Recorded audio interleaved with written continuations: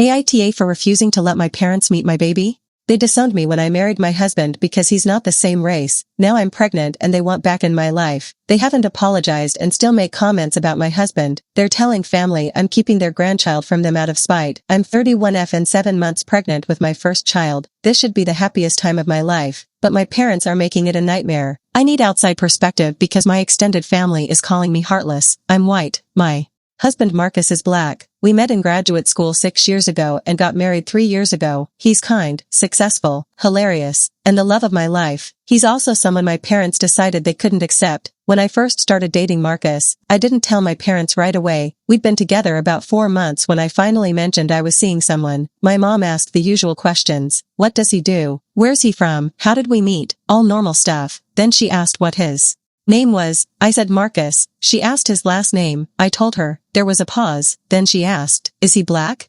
I should have known from that question where this was going. I said yes. Another pause. Then she said, oh, well, that's interesting.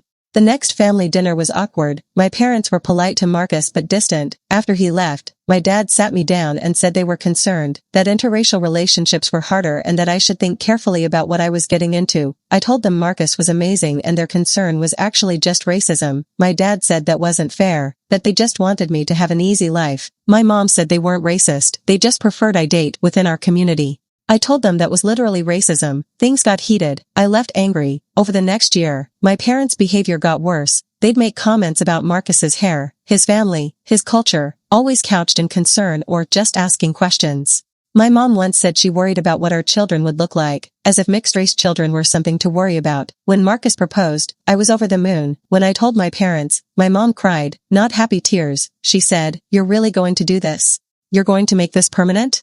I said yes, I was going to marry the man I loved. My dad said they needed time to process. I said there was nothing to process, either they accepted my marriage or they didn't. 2 weeks before the wedding, my dad called. He said they wouldn't be attending, that they couldn't support a marriage they didn't believe in, that they hoped I'd come to my senses but until I did, they needed to distance themselves. My mom sent a letter saying they'd always love me but couldn't watch me make this mistake.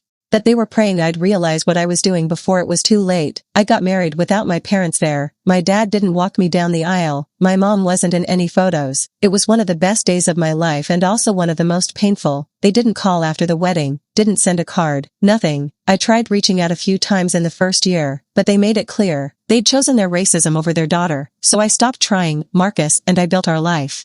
Without them, his family welcomed me with open arms. His mom treats me like her own daughter. His siblings are my siblings now. We created a family that actually loved and accepted us. For 3 years, I had minimal contact with my parents, holiday cards, maybe a brief text on my birthday, but no real relationship. Then 2 months ago, my mom called, said she'd heard through my aunt that I was pregnant, said she wanted to talk. I was shocked to hear from her. She said, I'm going to be a grandmother. We should discuss how this is going to work. I said, how it's going to work. Our involvement, with the baby, we'd like to be present grandparents. I was stunned. You disowned me for marrying Marcus. You haven't spoken to me in 3 years, and now you want to be involved? You're our daughter. This is our grandchild. Of course we want to be involved. Did you suddenly stop being racist? Because that was the problem. She got defensive, said they weren't racist, they just needed time to adjust to my choice, that they were willing to put aside their differences for the sake of their grandchild. I said there were no differences to put aside. Marcus was my husband, the father of my child, and he wasn't going anywhere. If they couldn't fully accept him, they couldn't be part of our lives. She said I was being unreasonable. That family is family and they deserved a chance to know their grandchild, I told her. I'd think about it and hung up. Marcus and I talked about it for hours. He said it was my choice, but that he wasn't going to subject our child to people who barely tolerated his existence. He said he'd grown up with family members who made him feel less than, and he wouldn't let that happen to our kid. I agreed. Our child deserves grandparents who love them unconditionally, not grandparents who see them as acceptable despite their black father. I called my mom back and said they could meet the baby if they met certain conditions. A genuine apology to both Marcus and me, acknowledgement that their behavior was racist, and a commitment to treating Marcus with respect. My mom said those conditions were unfair, that they'd already compromised by agreeing to be involved despite their reservations. I said having reservations about my husband's race wasn't something to compromise on, it was something to fix. She said I was being difficult. I said I was protecting my family. She said I'd Regret keeping their grandchild from them. I said they'd regret choosing racism over their daughter and grandchild. We haven't spoken since, but apparently, she's been talking to everyone else. My aunt called me last week, said my parents are heartbroken, that they're telling everyone I'm keeping the baby from them out of spite, that they've tried to reconcile but I'm being vindictive. My aunt said, they're willing to overlook everything and be grandparents. Why can't you let them? I said, they want to overlook their racism. They want to pretend the last 3 years didn't happen. They want access to my baby without apologizing to my husband or acknowledging how they've hurt us. That's not reconciliation. My aunt said I was holding a grudge, that family forgives family, that my parents had a right to know their grandchild. I said they had a right to nothing, that they gave up their claim to family when they disowned me. Now half my extended family is calling me. Some support me, others say I'm being cruel, that my parents are trying and I'm shutting them out, that everyone deserves a chance to meet the baby. But here's what nobody's addressing. My parents haven't apologized. They haven't acknowledged that disowning me was wrong. They haven't said a single kind word about Marcus. They just want access to the baby. They want to be grandparents without doing the work of repairing the relationship they destroyed. My dad sent me an email yesterday, said they've been patient, but my stubbornness is hurting everyone, that they're willing to move past everything if I just let them meet their grandchild. That keeping a child from their grandparents is cruel and I'm going to damage my child by denying them family. But they're not family. Family doesn't disown you for loving someone of a different race. Family doesn't skip your wedding because of who you married. Family doesn't disappear for 3 years and then show up demanding access to your child. Marcus says we should stick to our boundaries. His mom says my parents don't deserve to meet our baby until they can treat Marcus with respect. My friends are split. Some say I'm right to protect my family. Others say everyone deserves a second chance. So I need to know, AITA for refusing to let my parents meet my baby when they disowned me for marrying my black husband, haven't apologized, and still make comments about him? Update, 3 weeks later, things have escalated since my original post. I'm now 30 weeks pregnant and dealing with more family drama than I ever expected. My parents showed up at my house last week, unannounced. My dad rang the doorbell while I was working from home. Marcus was at his office, so I was alone. I opened the door and my dad said, "We need to talk, can we come in?" I said no, that showing up uninvited was inappropriate and they needed to leave. My mom started crying. "Please, we just want 5 minutes. We're your parents." I said, "You stopped being my parents when you chose racism over me." My dad said, "That's not fair. We never stopped loving you. You stopped showing up for me. You skipped my wedding. You've ignored me for 3 years. That's not love." My mom said, "We made mistakes, but we're here now. Doesn't that count for something?" I asked if they were here to apologize, specifically, to apologize to Marcus and me for how they treated us. My dad said, "We're here to move forward. We can't change the past." That's not an apology, that's avoidance. My mom said, "We're trying. We're here, we're reaching out. What more do you want? I want you to acknowledge that you were wrong. I want you to apologize to my husband. I want you to commit to treating him with respect." My dad said, "We're willing to be civil with Marcus for your sake." Civil? You want me to let you meet my baby in exchange for being civil to my husband? The father of your grandchild? My mom said I was being unreasonable, that they were compromising and I wasn't meeting them halfway. I said there's no halfway between racism and acceptance. My dad started getting frustrated, said I was using big words like racism to avoid dealing with reality, that they'd simply had concerns about interracial marriage and I'd blown it out of proportion. I said, "You told me you couldn't watch me make the mistake of marrying a black man. You said you needed to distance yourself from me. You didn't come to my wedding. How is that not racism?" My mom said, "We were protecting you from a difficult life." From a difficult life? Or from the embarrassment of having a black son-in-law? Neither of them answered. I told them to leave. My dad said they weren't going anywhere until we resolved this. I said if they didn't leave, I'd call the police. My mom looked shocked. "You'd call the police on your own parents? You're trespassing. I've asked you to leave, so yes."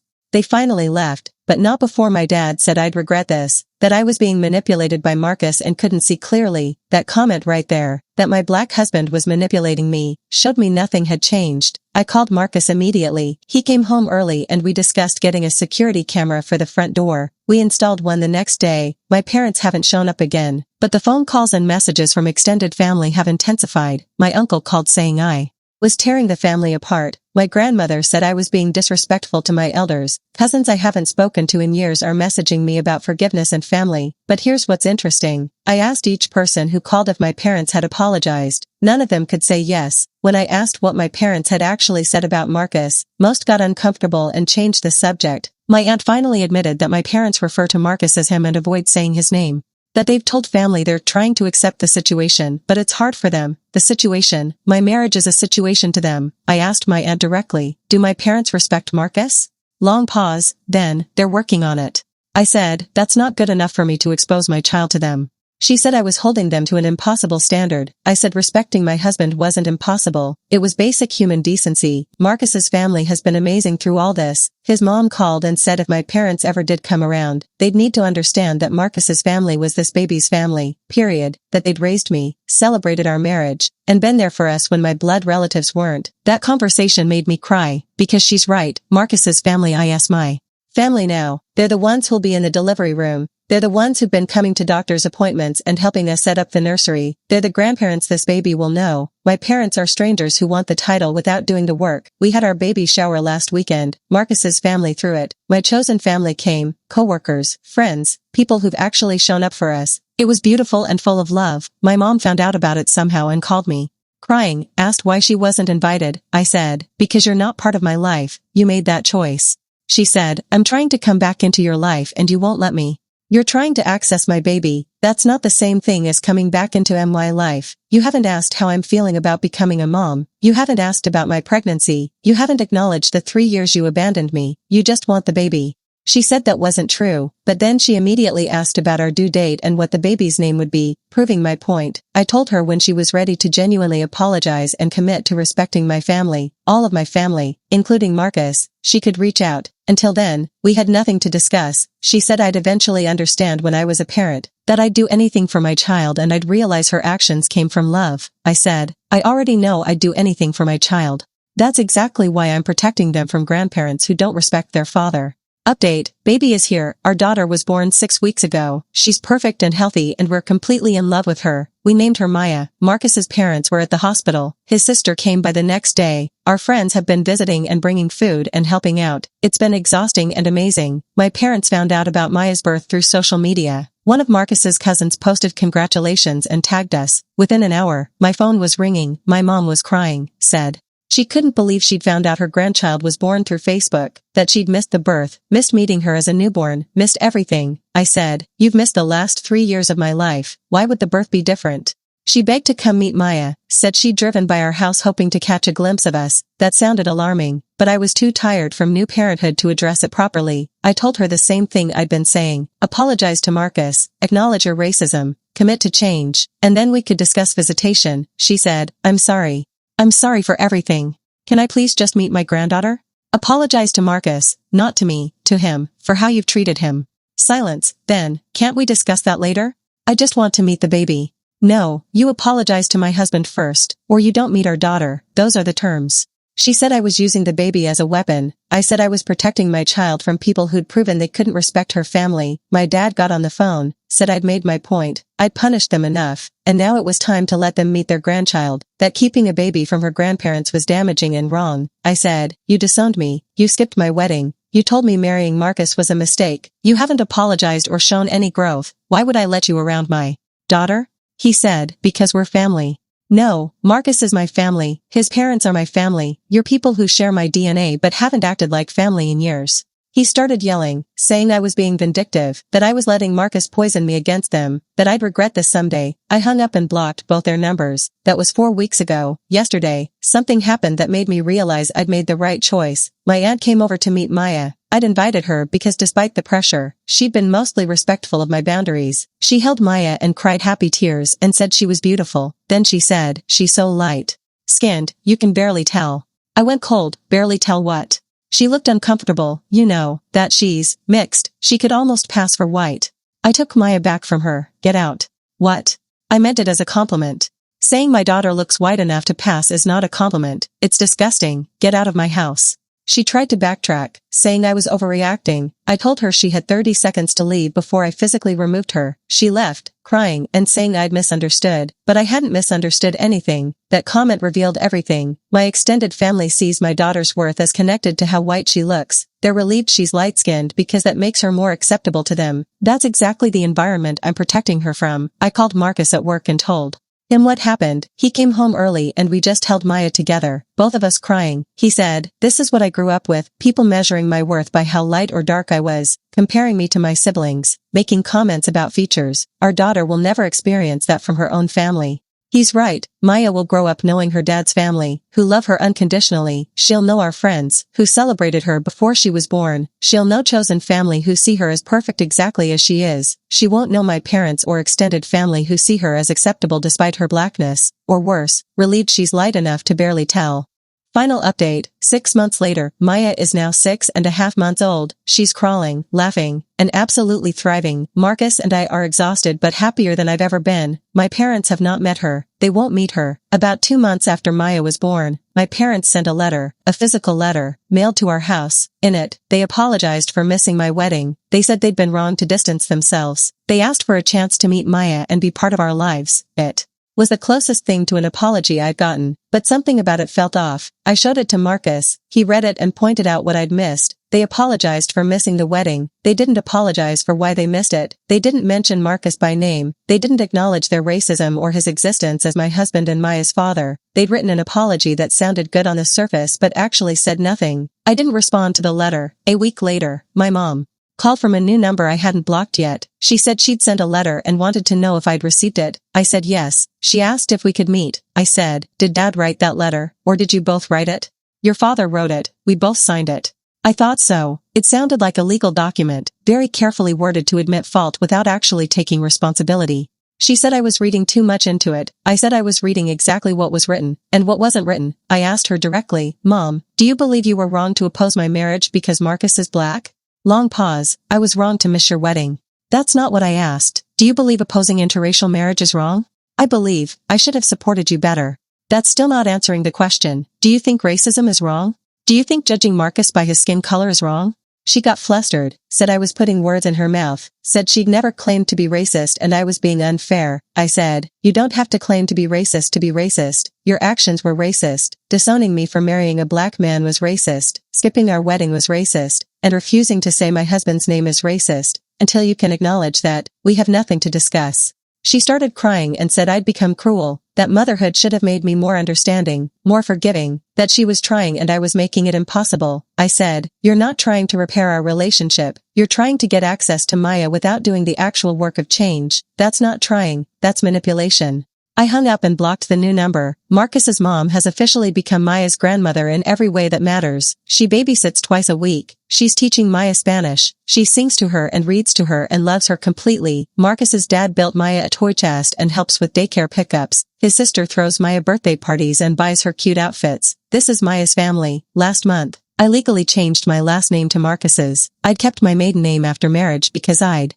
been holding on to some hope that my parents would come around, but I'm done hoping. I'm done leaving the door open. My name is now the same as my husband's and my daughter's. We're a unit. My parents aren't part of that unit. I heard through a cousin that my parents are seeing a counselor. Supposedly they're working through their feelings about my marriage and trying to understand where they went wrong. I hope that's true, not for my sake, but for theirs. Living with that much hatred and rigidity must be exhausting, but even if they do the work, even if they genuinely change, I don't know if I'll let them back in. The damage is done. They missed my wedding, 3 years of my marriage, my pregnancy, Maya's birth, and her first 6 months. They chose that. Some people had asked if I'll tell Maya about them someday. Yes, when she's old enough to understand, I'll tell her the truth. That my parents couldn't accept that her father is black, so they disowned me, that they missed her entire early life because of their racism, that sometimes people choose prejudice over love, and that's their loss, not ours. I'll tell her about Marcus's family, who became my family when my blood relatives failed me. I'll tell her about our friends who've been there since day one. I'll tell her that family isn't about DNA, it's about who shows up. And I'll tell her that her dad is the best man I know, and that anyone who can't see that doesn't deserve a place in our lives. Maya will grow up knowing she's loved completely, not despite who she is, but because of who she is. She'll never question whether she's acceptable enough, light enough, white enough. She'll never hear comments about how she barely looks mixed as if that's a good thing. She'll grow up free from the racism my parents tried to bring into her life. That's my job as her mother, to protect her, to choose her well-being over appeasing people who've proven they don't deserve access to her. My parents made their choice 3 years ago when they disowned me. I'm making my choice now. My husband and daughter come first, always. Am I the person keeping my child from her grandparents? No, they're the ones who chose racism over family. They're the ones who missed everything. They're the ones who created this situation. I'm just the one holding them accountable for it. And I'd make the same choice every single time. Maya deserves better than conditional love from people who see her father as less than. She has better. She has Marcus's family, our chosen family, and parents who will always choose her. That's enough. That's more than enough. This chapter is closed. My parents lost their daughter and granddaughter because they couldn't let go of their racism. That's on them, not on me. I'm at peace with my decision. And more importantly, Maya is safe, loved, and thriving. That's all that matters.